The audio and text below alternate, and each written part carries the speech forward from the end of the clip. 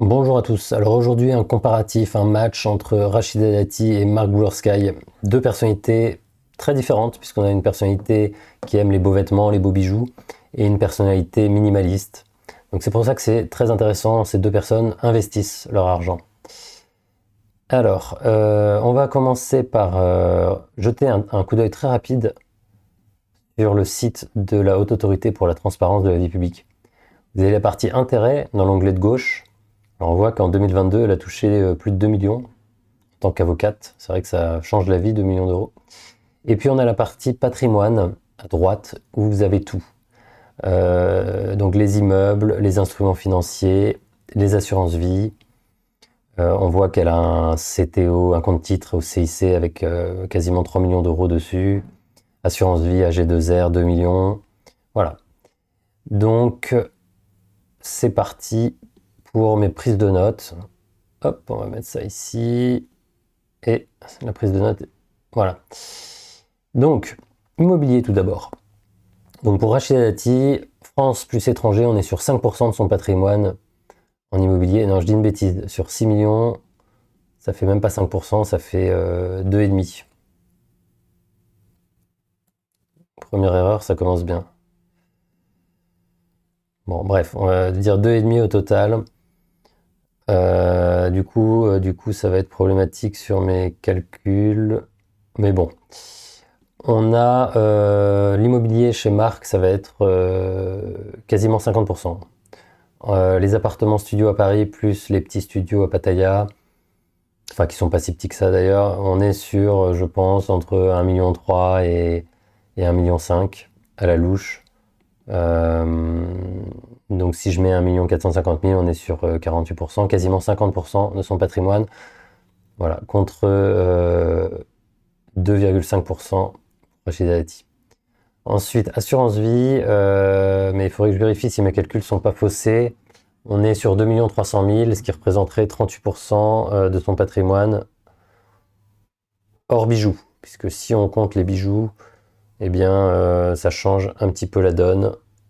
On va en parler également à la fin. Ouais, 38% sur les assurances vie. Marc ne détient pas d'assurance vie, il ne détient que en direct.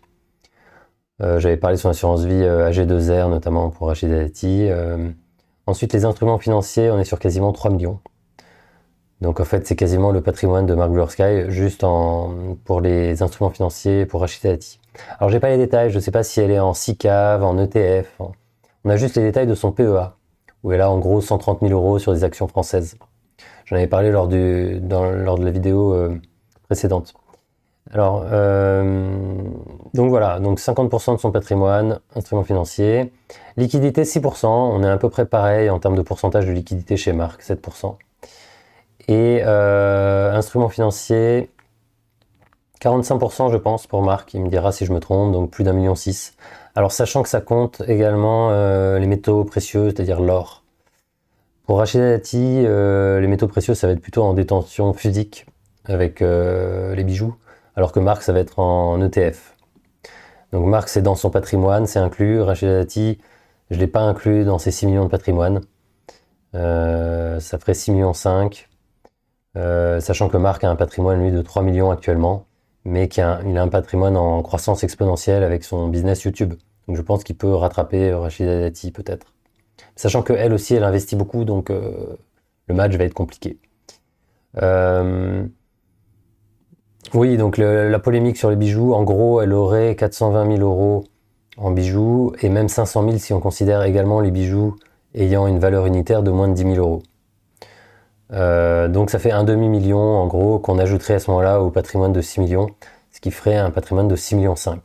Donc à ce moment-là, elle a quand même plus du double du patrimoine de Marc, à moins que Marc ait déjà encore augmenté son patrimoine récemment. Donc j'ai mis en détail bijoux, horlogerie, 500 000 euros. Alors, je veux pas être dans la diffamation, donc je m'avance pas trop, mais j'ai quand même lu des articles sur Internet. Voilà. Donc on est un peu sur l'exception culturelle française. De notre côté, ça montre un petit peu la qualité de l'horlogerie, de la joaillerie française. Hein. On peut dire que c'est une ambassadrice aussi de l'art de vivre à la française. Donc bijoux, horlogerie, chez Marc, j'ai mis 0. Garde-robe, là c'est un point d'interrogation, je sais qu'elle a des robes Chanel, etc.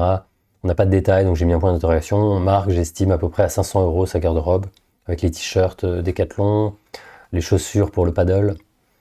Déplacement, elle se déplace avec chauffeur de la République, et de nos impôts aussi, un petit peu quand même. Et Marc, lui, se déplace à vélo entre Jomtien et Pratamnak. Donc Marc est un véritable écolo. Sans le savoir, Marc est un écolo. Il y a juste l'avion où il pourrait progresser en prenant un voilier entre Bali et la Thaïlande, mais je crois qu'il aime pas trop, il a le mal de mer. Il aime pas les espaces confinés, donc je sais pas si ça lui correspondrait. J'ai mis matériel de youtubeur nomade, ça peut représenter quand même une somme, je sais pas, 5, 6, 7 000 € facilement. Ordinateur, micro, caméra, téléphone avec zoom, voilà, ça peut monter quand même. Je pense pas que ça représente plus de 10 000 € non plus, hein. Crypto, à ma connaissance, les deux n'en font pas trop. Enfin, Marc en avait un peu, mais là en ce moment, je crois qu'il en a plus trop. Voilà, on a déjà bien élagué le sujet. Qu'est-ce que j'ai oublié de dire? Je pense qu'on a bien fait le tour du sujet. Je vous écoute sur vos questions. Je pense que je voulais rajouter d'autres trucs, mais je me rappelle plus au niveau du patrimoine atypique de Marc et de Rachida Dati. J'ai certainement oublié des choses. Je vous écoute dans vos commentaires, dans vos remarques, et je vous souhaite une excellente journée. À bientôt.